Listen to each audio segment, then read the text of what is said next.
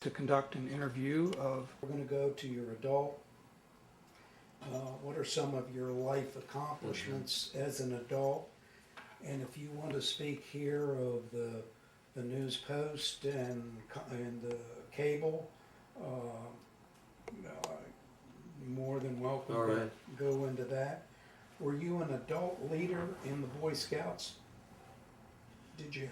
I was not in a troop. I did serve a term or two in, I guess, the county committee, which was operating then. Like the district committee? Back in the 60s. Were we then Francis Scott Key District? I'm sure it was Francis Scott Key Okay. District then. Well, if you wouldn't mind. So we're on there. You want to say anything introductory? And by the way, all I'm going to do is come in and out on you. Okay. Yeah. I got Terry here, just so you look this way sometimes, and Okay. then also if you ever say anything funny, we can all laugh, and that will add to the quality of our. All right, go ahead. All right, sir, would you please introduce yourself? Well, I'm George B. Delaplaine Jr. The B is for Byerly. That's a family name that was my father's mother's family. And I'm Junior. I was named for my father. And my father worked at the old Byerly Tannery, which was still functioning when he was a child. It was the last one to still exist in Frederick County. One time there were 7 tanneries in Frederick along Carroll Creek, but the Byerly Tannery was the last one to go out of work. They went out of work in about 1930. All right, sir. But they actually were still distributing because there were still shoemakers around, there were still harness makers around. And they had to, and they needed the leather supplies, and so it was a matter of being the supplier for those people, for those men who were in that type of business. Well, I know your family's been around for a long time in Frederick County with an illustrious career. Tell me about your early Boy Scouting career. When were you a Boy Scout? Well, I began Boy Scouts, actually with the Cub Scouts. As I remember, it was ages 9, 10, and 11. And the group which I joined up with, the boys for that, was sponsored by the Presbyterian Church. And there was a fellow, J.F. Minor Simpson, who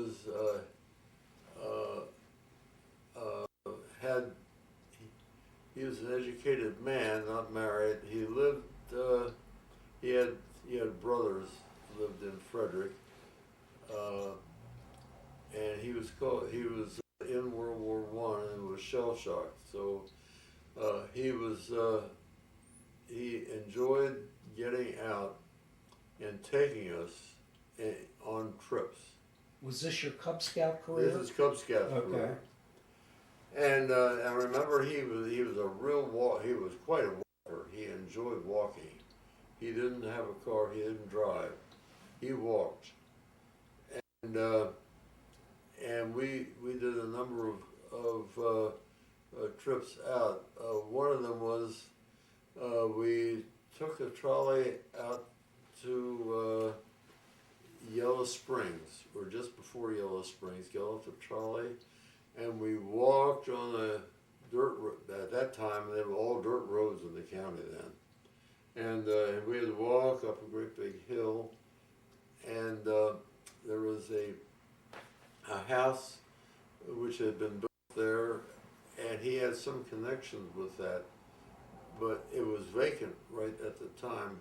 But I remember seeing they had a water system, and the water came from a stream which was flowing nearby, and there was an automatic pump in that stream which is pushing water up to where this house was. Huh.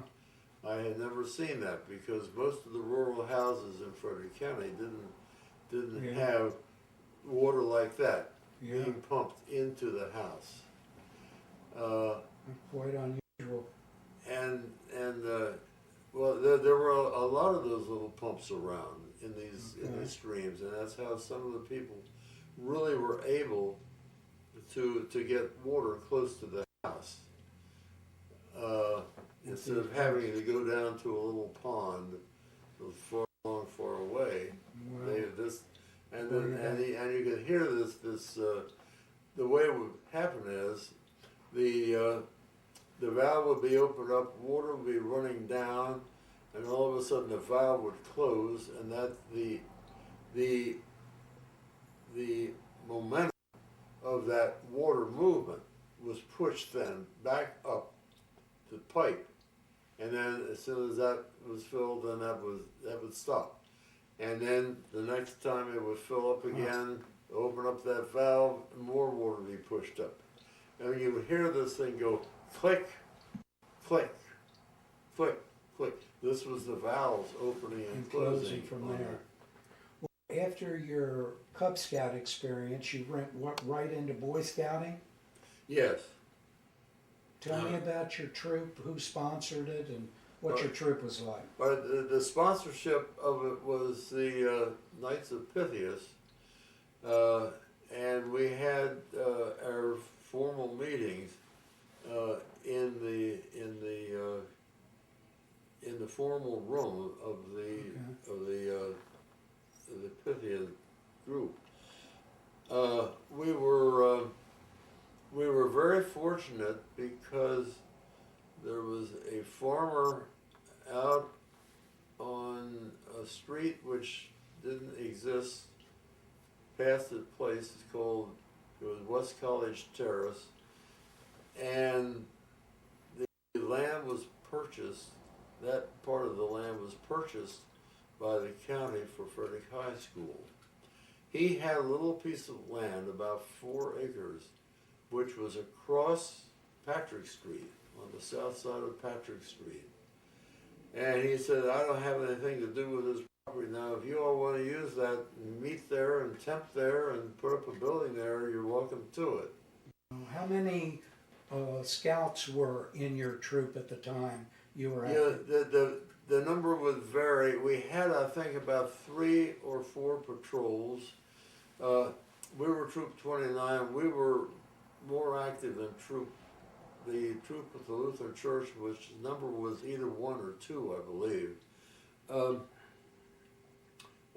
But we had a fellow who was a good bricklayer, builder, who came along and he said, we will build a little room for you all out here with a roof to it, and also have in it a fireplace. Wow.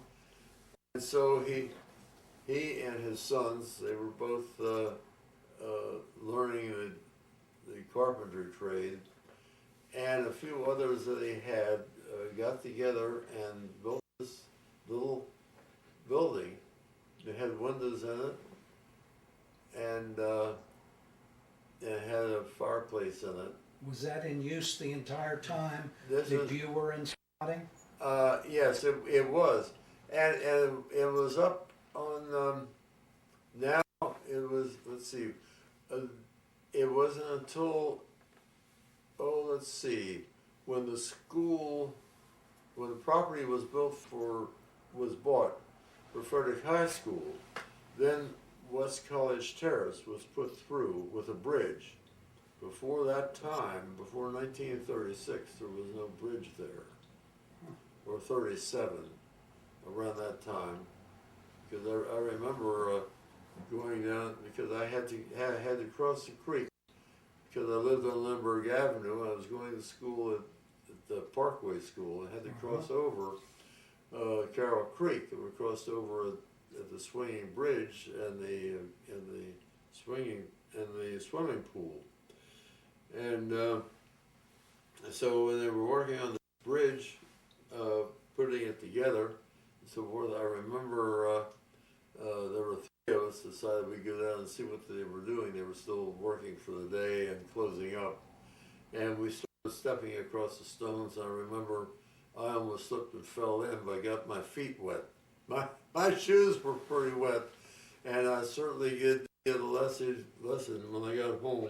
Was that That your you swimming marathon? that you don't. and it was in the early springtime. And is that when you earned your Eagle Scout through that troop? Well, let's see. I think at that time I was still in the Cub Scouts. I was 1936. Now, I was 10 years old. okay, but 11 when did you earn your Eagle Scout in rank in Boy Scouts? Oh, well, that was 1942. Okay. Was I that wanted- with that same troop? Well, the Cub Scouts, what I was in, Uh-huh. was not part of a troop. Okay, It was its own unit. okay. And then the Scout, which I went into when I got to be 12 years old. Okay. And then, so I think I guess I was 15 when I got that badge. I was, Your Eagle Scout was at 15 years old. You I think? believe that's what it was. Okay, okay. Did you attend any summer camps in the years that you were in the Boy Scout program in Yeah. Frederick County? Well, some of the times I would camp out with a couple of other over a weekend or 1 or 2 days at our cabin. The cabin was just across. It was on the hillside where Catoctin's. Is that Catoctin Avenue is now? I believe it is. I think so. West College Terrace extended across, and that would be on the west side of Catoctin Avenue. That's where our cabin was. And a number of times I slept there on a weekend. Also, I remember going up to it was called the Baker property at Braddock Heights. It was on the north side of Braddock Heights, on the north side of US 40 going over. And it was about a half a mile there. And I remember getting there. I think we rode the trolley car.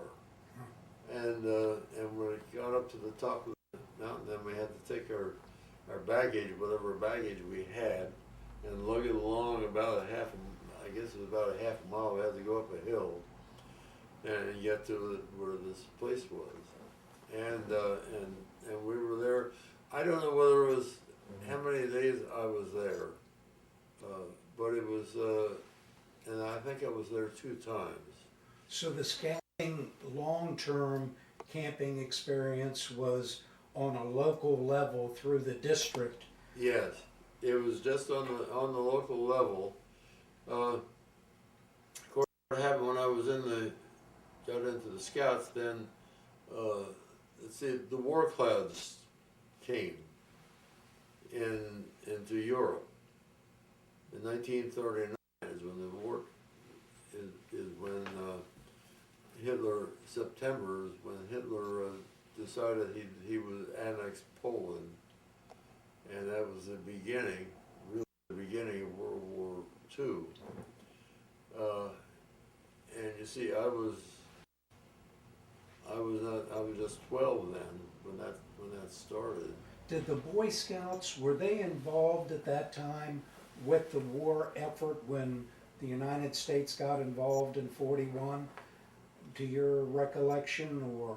My recollection, no, as far as I know, there was no. My involvement, though, was playing in the band with with the State Guard band, but there was no connection between the Scouts and what they were doing, and because the age limit, beginning age was 17 to get into the National State Guard? Guard. The Uh-huh. State Guard. They call it State Guard after National Guard was nationalized. Okay. And that was a term which the federal government put on us too. Maryland State Guard Band. George, how would you describe what you learned in scouting as a youth? What did you take from the youth program what did you learn from it and take with you in the rest of your life? Well, I'll tell you, there were several aspects. One of them was, to some degree or other, it was safety. Learning how to make sure you don't go too far if you're walking somewhere and you don't know where you're going and you're in a strange place. You don't go too far unless you have a good compass and a good map to show you where you're supposed to be going and where it would lead you. Also to be wary of snakes. And because I was with another boy and we were doing a little bicycle run, that's right. One of our they had a bicycling merit badge. And our merit badge was to go up to Gamble Park and then go down and then go across the bridge over to the watershed, Frederick watershed, and then come in from Lewis down. And I remember we were ready, had pedaled up a hill, and we got in a level spot, and we looked in front of us and saw this big hill. And my friend said, "Look at that." I said, "That's a big hill there." No, not that. Was it? Look right in front of us. It was a great big long, about 6 foot snake crossing the road right in front of us. And so that's the first time we really got involved with the snake, although I know in our house we had snakes. And where I live now, we know there are snakes around. They even get in the house. But that's another story. It is. What did you feel you learned leadership skills as a youth in scouting? Did you Yes. go to a patrol leader position or I senior patrol leader? Yeah, what it was, yes. What being a leader and what it meant was very, very important and was very, very interesting and was one of the first things I learned, and that is how do you get other people to cooperate with you, and you have to sell them on a program, and then you can tie in with them, and that they are also involved with it. And leadership also following the rules, and the Scout law is very good in having all of these things because it follows very much, to some degree, the Ten Commandments, to some degree or another. And I found that was very interesting, what you had to do. And you had to plan, if you're a leader, what to do. You just don't go into a meeting and say, well, let's see, we're going to talk about something, but I don't know what. You can't do that. You have to have a plan. But planning and with leadership is all very important. And also to put it past a couple of people, see if they think that others would like that. And that way then you can get moving to whatever it is that you're going to be doing. So I say leadership was a very, very good one. And it carried through for you. Talking about your adult life and in scouting, were you an adult leader in Boy Scouts? No, I was not. I was I was into a number of things as I was in the JCs, which was the big one that I was into. And that also then followed along with scouting when it comes down to leadership and community activities. Were you involved with the committee, in the district committee, did you serve? With the scouting. Yes, Well, let's see, I guess really, we really didn't get the total, background regarding that. We do know that, the Frederick County was a group. There were, I think, there were troops, when I think Brunswick had a troop. I don't know whether there were any others around. There must have been, because I remember Ritchie was one of the camps we went to, and I won't forget that. I had to learn, but in order to get my swimming merit badge, I had to swim, I think, a half mile, and that swimming was exactly 1/2 mile, because that was going across the big lake at Fort Ritchie, and even in the summertime, July and August, that water was mountain cool, and but I was able to do that. They had done very well, because two people came along in a boat paddling right beside me, and they asked me time to time, "Are you all right? You feel all right? Need anything?" We got to the other side, and I said, "Well, we'll ride going back." yes, I don't blame you. Ride going back. George, what adult leader scout awards did you receive and when? Well, with the, I guess the one that really surprised me the most was the one that that's on my jacket right now, and that's a Distinguished Eagle, because I've been involved in things, so many different things in my adult life that were so very important to me, but I had gotten that for supporting financially some of the scout activities, and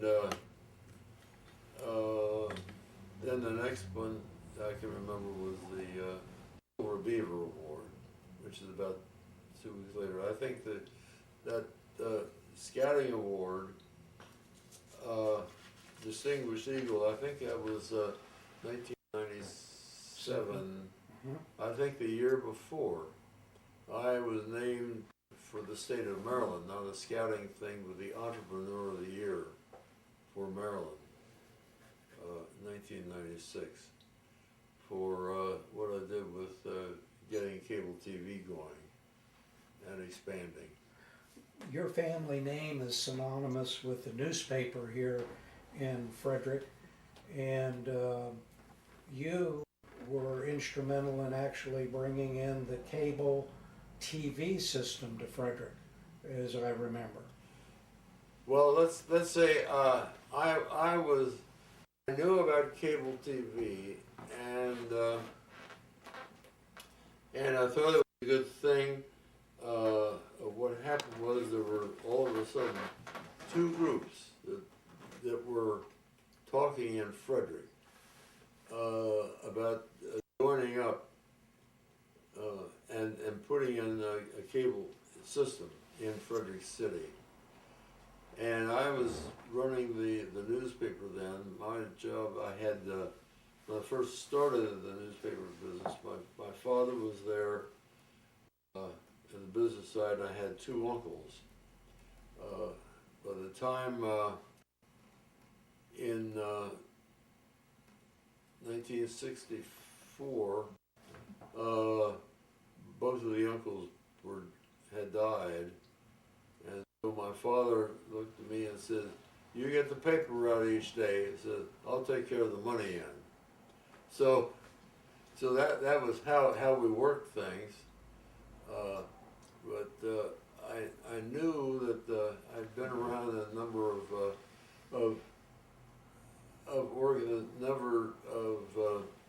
business meetings held throughout the country, of people talking about what newspapers should be doing, and then also, is cable TV something or other coming along?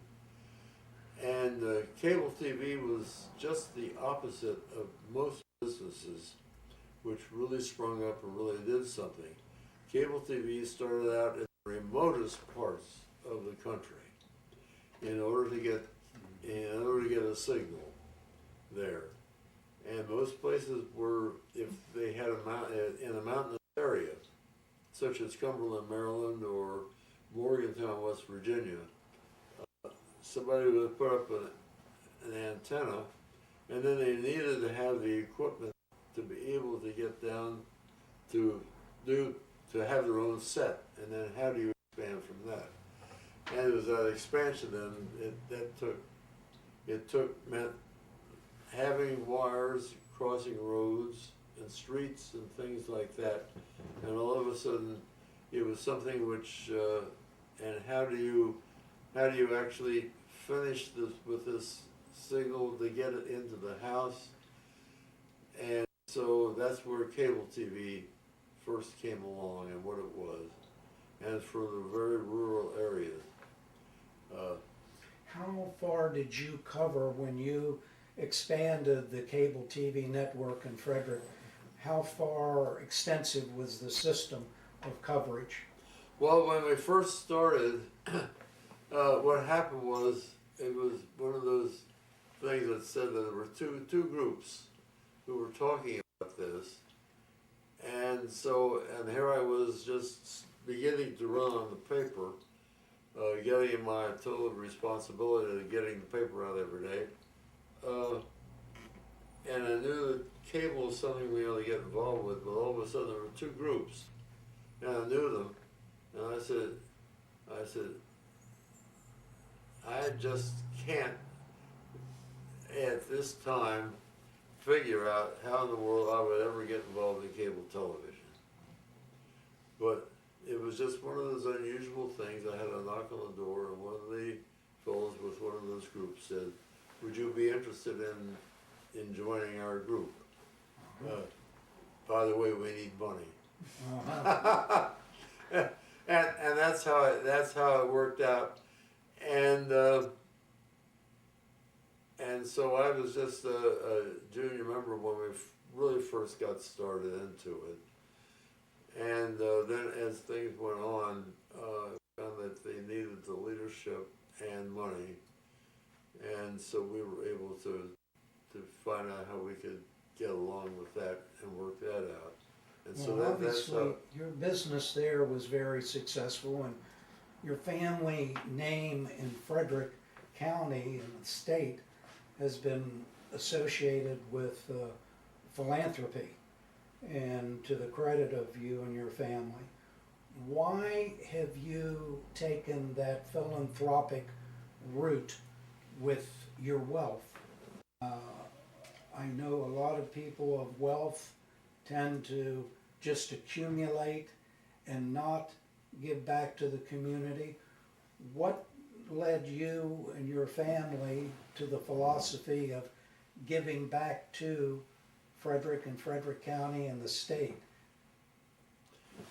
Well, it was an unusual thing that my father and his brothers got involved with, and that is, now that we have this, and I said I would be interested in going with the newspaper. I did have a cousin, but he was the first naval aviator killed during World War II. So the Delaplaine side just fell in my lap for my sister and myself as what we were going to do and how we were going to do it.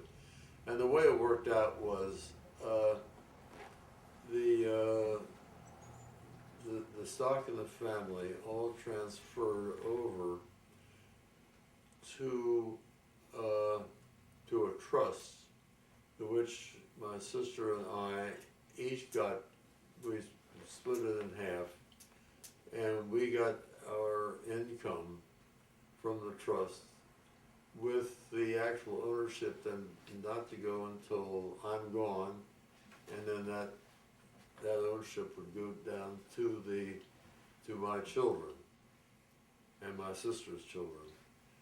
Uh, and so that is how things are working right now. I have a very good income, and I spend my income overwhelmingly with giving money away. And what, I mean, organizations and groups have you been involved with in supporting? I know there's the Delaplaine Visual Arts Center, the Civil War Museum, the hospital, have been greatly benefited by your financial gifts. Well, two of them, and they just hit me up recently. One was Hood College, and the other was Mount St. Mary's. And I know we're not Roman Catholic. We do see, though, that the Catholic schools very much, as far as keeping religion as part of their progress, is what it is. And so many of the larger schools don't even have anything at all about religion. Don't even mention it anymore. As a matter of fact, if you mention it, you might as well leave, because they don't even have it. But this is why we're very interested in doing that. So my wife and I had we gave money to them for mainly to Mount, because my sister was very involved in Hood College, so she took care of Hood College, and my role was with the Mount, and so they fixed over a building called the Art Building, and so it's the Delaplaine Art Building there. Not only is that, but also downtown Frederick is the Delaplaine Visual Arts Center, and also the National Museum of Civil War Medicine. Both of them have family connection to them, because we had ownership at one time of those properties.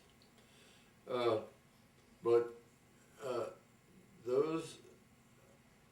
those are really the four biggest, and then the hospital, and then our own churches give to those very much, and it just is such a list of things right now that I give to, that that's mainly what my life is. Is giving back now? Yeah, giving it back, yes. But you see, I'm there's still what the money comes from. That's going to go to my sons now. Mm-hmm. But they don't have it. I have only the income. Okay. Well, I know you also support scouting on the national capital area Yeah. level. And Okay, well, scouting is one of them, which since we sold the businesses, I give them a substantial amount each year. when you've been kind enough to support the Gathering of Eagles for the last Right. number of years, That's our annual a dinner. pleasure. I'm not part of that. But what you've given back to the community Right. is a wonderful. I mean, we give out we have the family foundation, and between that and what I give away, it's a considerable amount each year, and with the family foundation, it's we give away, I think, to about 70 different organizations each year. And that's through the foundation. That's through the Delaplaine Foundation, and then I personally give out probably to about 40 or 50 in addition. Some of it is the same as what the duplicate what's being given by the foundation, and sometimes usually separate from that. Well, your adult life has been very active in giving back to the community. Following up with the one thing, you received the Distinguished Eagle, and there's only been 3 people in Francis Scott Key District over the 100+ years that have gotten that, and you were the first recipient. And then I believe you also received the Silver Beaver Award from National Capital Area Council. And that was in, what, 2002, I believe? That sounds like a good year, yes. George, what could you say in summarizing from your adult life lessons learned from scouting? We talked about what you learned as a youth from scouting. How about your adult life? Can you reflect on that for a minute of what you took from scouting and applied to your adult career? Well, I would say one of the things is taking care of land, and because when my wife and I were married and were settling down, we wanted a place. We wanted to get away some from the city life, so we just found a place out in the country, which had a couple of advantages. One of them is it had 3 different ways that I could get into Frederick to my office in case we had bad weather or anything like that. And also with the land that we had, and I taught my sons about how useful land is and make sure that it's productive. And so 2 of them did go the route of getting involved in farming as a part-time, mainly as a part-time thing. But one of them was really full-time. He moved up to Pennsylvania and had some money, and he was doing quite well. That somebody wanted the land more than he thought it was worth, so he sold it. And it's a good thing he did, because that property, when it got sold, the development never came to pass. So he was able to make out with that one. He's got into other functions, and the other one who was getting, they both had worked for cable. They both worked outside of cable and then worked for cable. And but when we sold, they realized that their jobs were jeopardized, so they went other routes. And one of them is, well, they're both very active.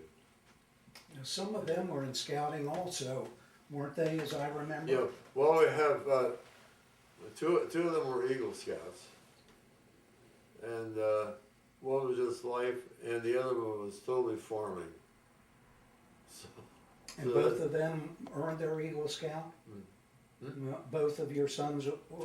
2 of the 4 were. 2 of the 4 were, okay. The third got to be life, and he had, oh my goodness, it was something or other about a swimming thing, and he got pulled under the water, and he said, I'm through with this. Okay. He just, and the other one, the youngest one, was all for farming. Of course, we were doing some. We always had a couple of animals around, farm animals, not as pets, but to see what we could do with them. And then we had to get some equipment to be able to take care of the land. And so, I mean, we ended up, they were just going off really an awful lot of working with the soil. In wrapping up our first interview with the oral histories, what would you like viewers of this tape to learn from this interview? What lesson would you like to share from your life story?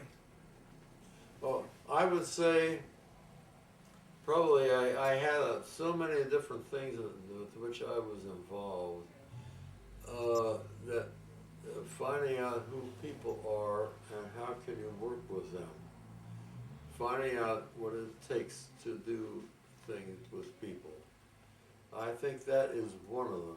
It's scouting. Scouting opened up a venue which wasn't in the family and in the neighborhood.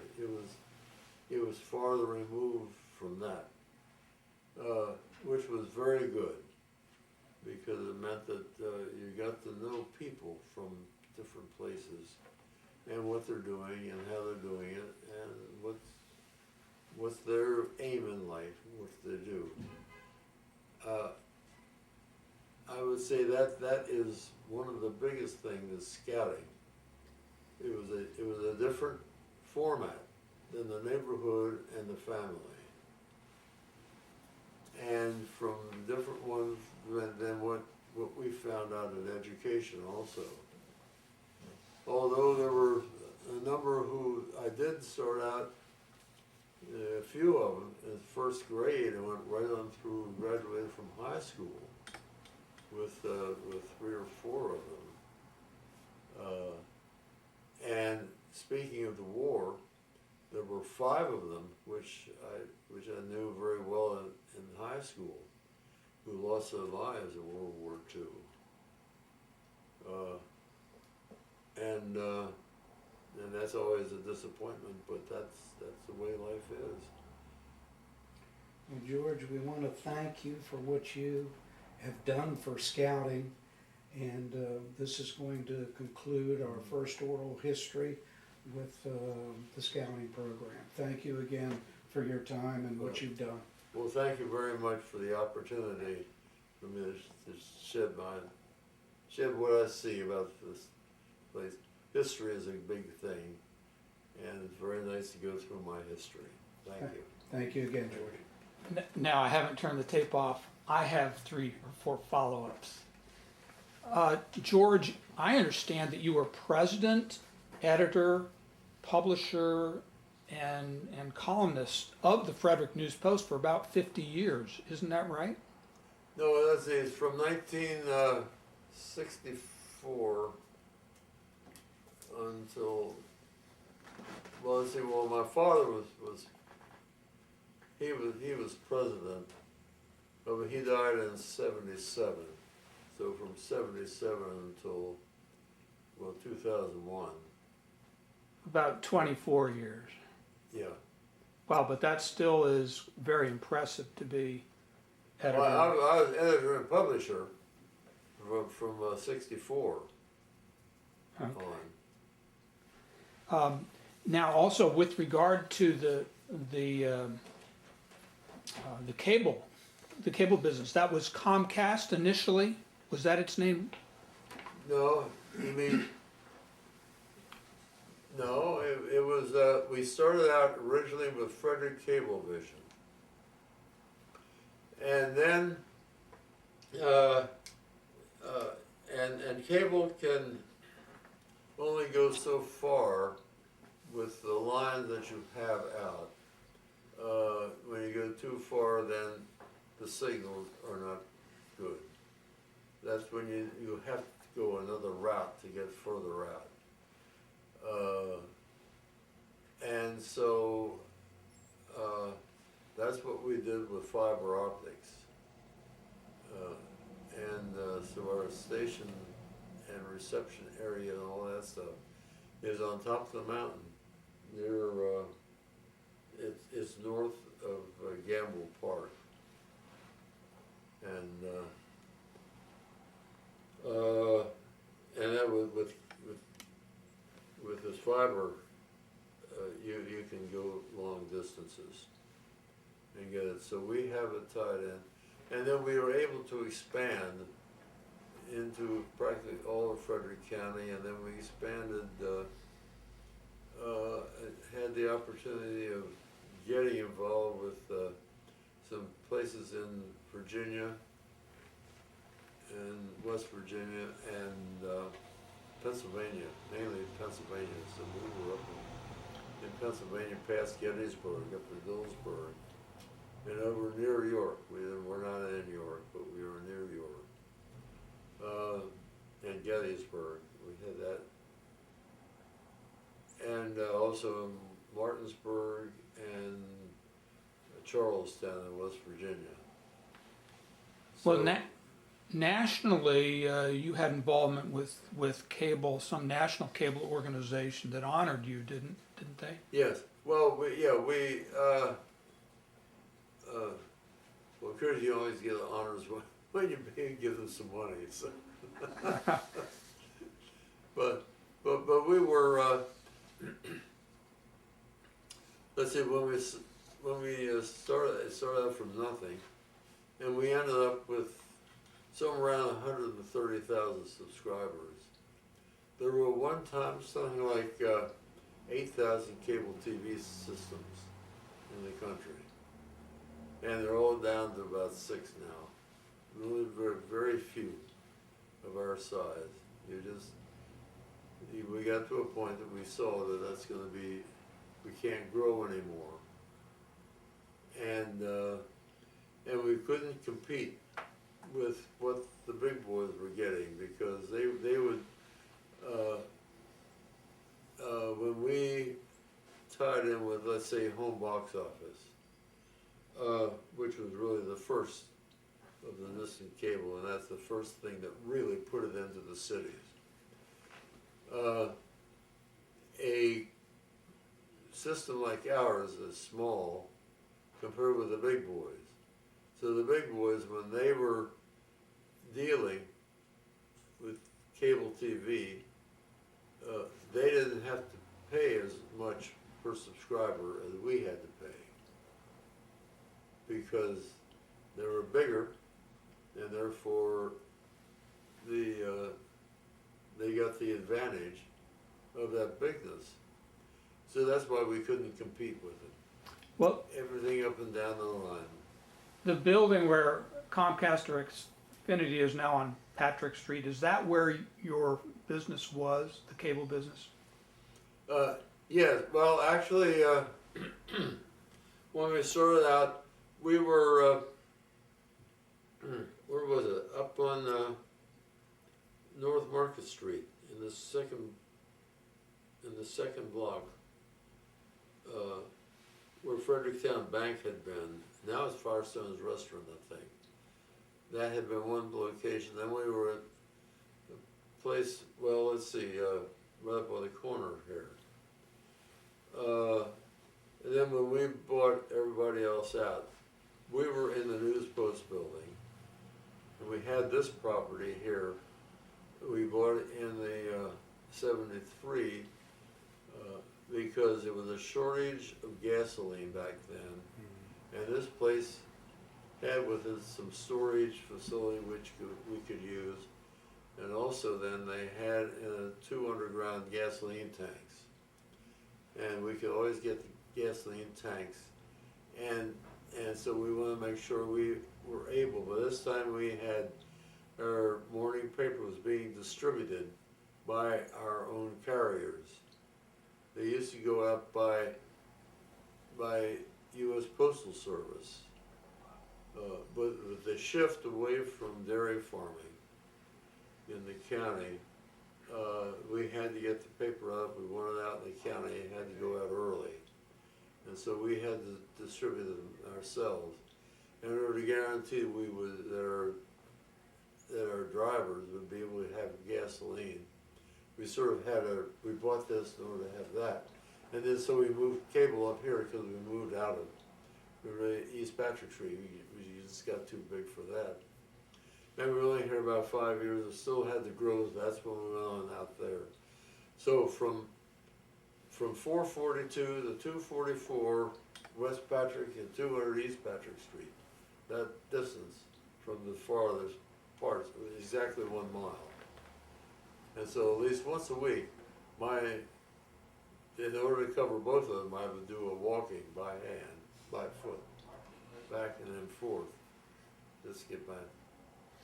Did Comcast, were they the purchasers of No. Frederick Cablevision? Who bought Frederick Okay, it Cable? was called Adelphia. Oh, that's right, yeah. Adelphia. And they only lasted about 4 years, 5 years, and Comcast took them over. Okay. They had a lot of problems. I remember family problems. Another, Yeah. and 2 of them ended up in the federal brig. Mhm.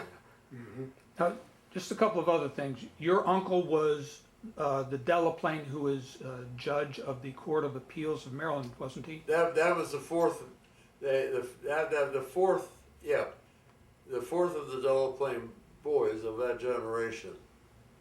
Yeah, he was, yeah, he was a lawyer and the judge. He did not work at the newspaper. And his brother was, one of his brothers was your grandpa? Well, no. The four boys were brothers.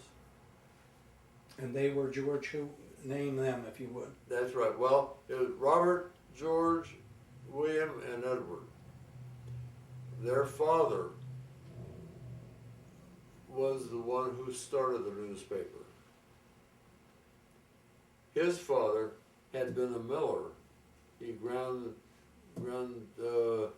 wheat for flour at Buckystown, and he was that during the Civil War. And I don't know how many times, but a number of times, he was, you might as well say, equivalent of being held up by the Mogi, the Mogi brothers, who would come up here, cross Potomac River, come and get flour and take it back for the troops. They always offered to pay us. So Mosley, the raider? I don't remember. He was the raider, yeah. Okay. Yeah. Okay. And he came up a couple of times and took flour back. And then your dad was the tanner. Is that? Well, yeah, my father started in the tanning business. Well, what happened was my grandfather, Delaplaine, who started the printing business and then the newspaper. Okay. 1880 for opening up for printing, 1883 for newspaper.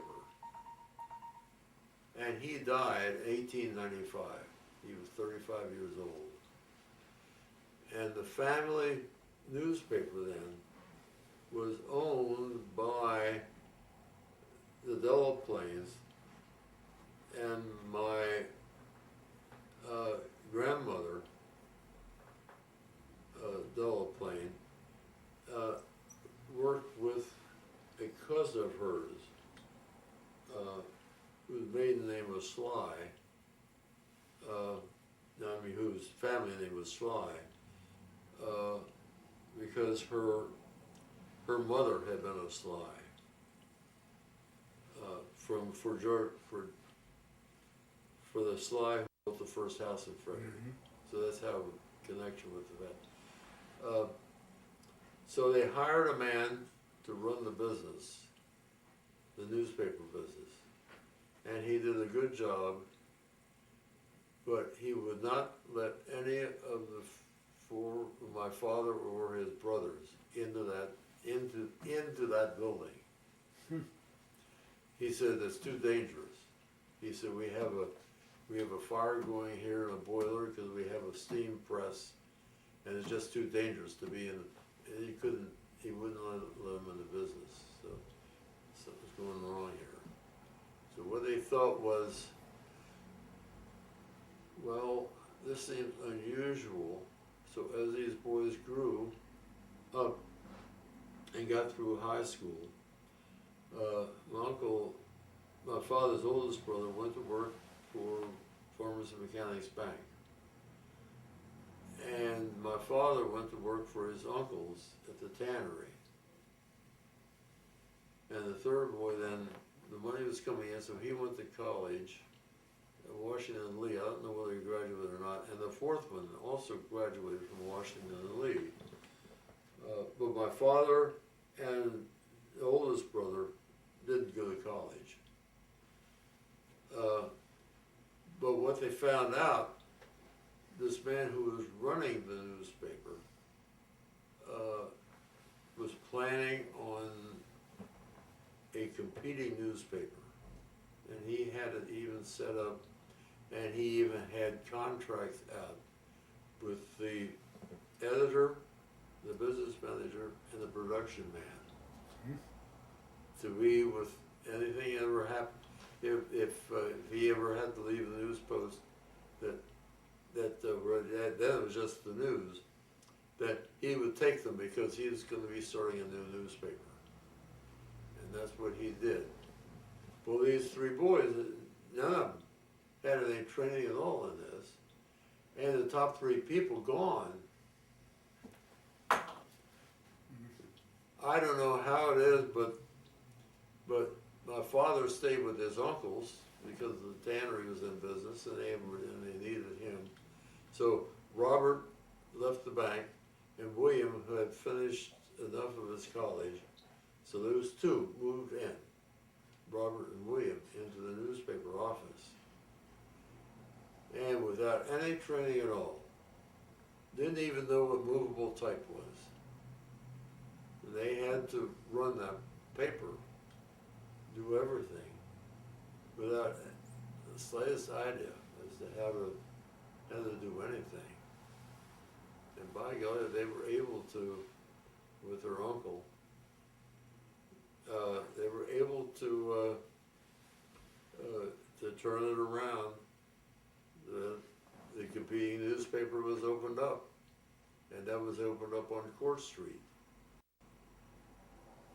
just on, which is now a bank building, to the first block of Court Street.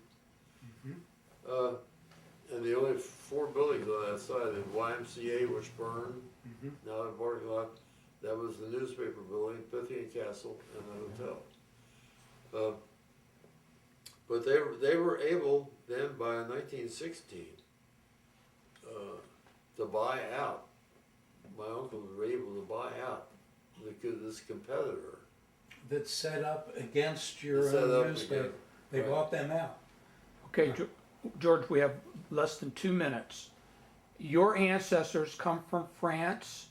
They were Huguenots, weren't they? They were Huguenots. But you are Episcopalian, so tell me a little bit about that, because I know religion is very important to you.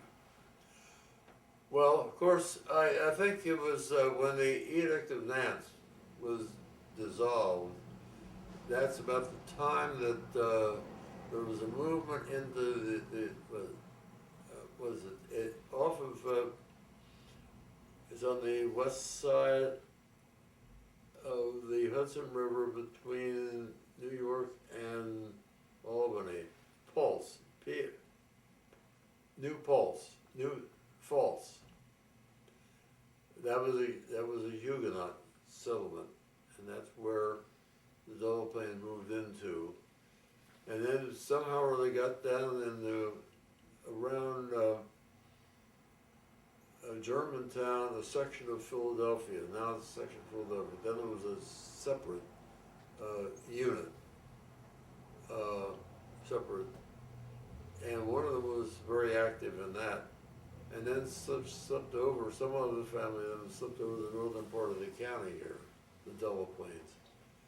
Now if you look in the names and stone books, there's, I don't know how many, probably about 40 Delaplaines who were in that from the earliest of times up until 19, what was it, I forget what year was that fellow put that together, 1955 or something like that. So that's how they got here. And actually those French, right after that then began, those who were living close to Luxembourg, there was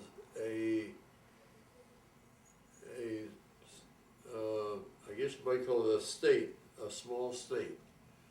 There was a fellow who had the title of it was called a Palatinate, for the Palatine.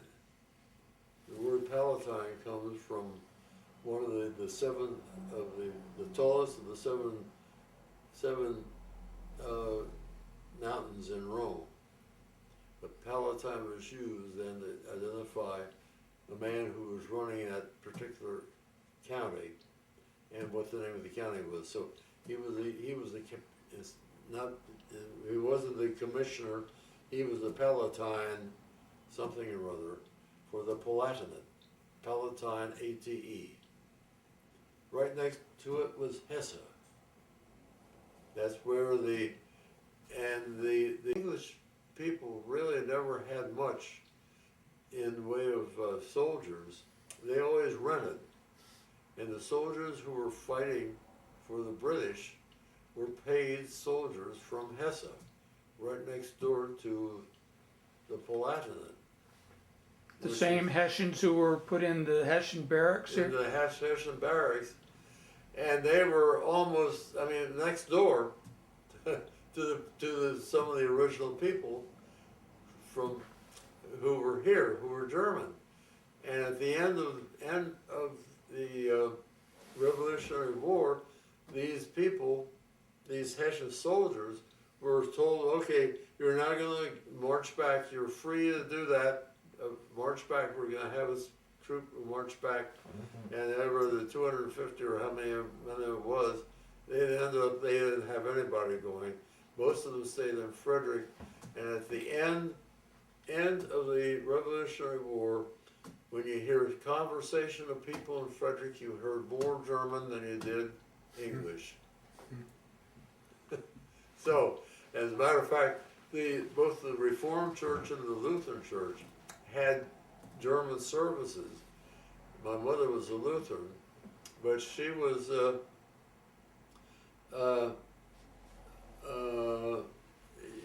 child when the last service in German was held at the Lutheran Church. The Evangelical Lutheran? here? Evangelical Lutheran Church. They still have one going through the 1890s, a Lutheran service. Hey, thank you, George. It says we're still going. We've now reached an hour and 3 minutes. Okay. Hey, Great this is interview. great. Yeah, this is great.